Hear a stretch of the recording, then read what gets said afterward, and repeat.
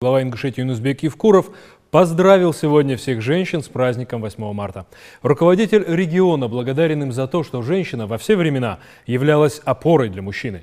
Сохраняя оптимизм в любых обстоятельствах, освещает жизнь своим очарованием, талантом и заботой.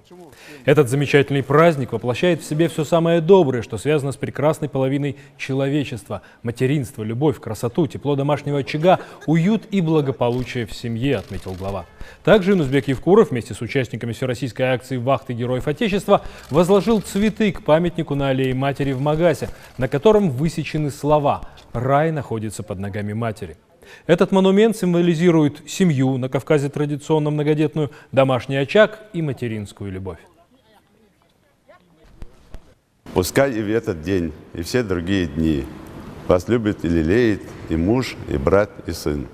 Пусть рядом с вами век, все счастливы они, во славе больше всех заоблачных вершин. Пусть ваша красота и чистых душ сияние вас бережет всегда от бед и от ненастья.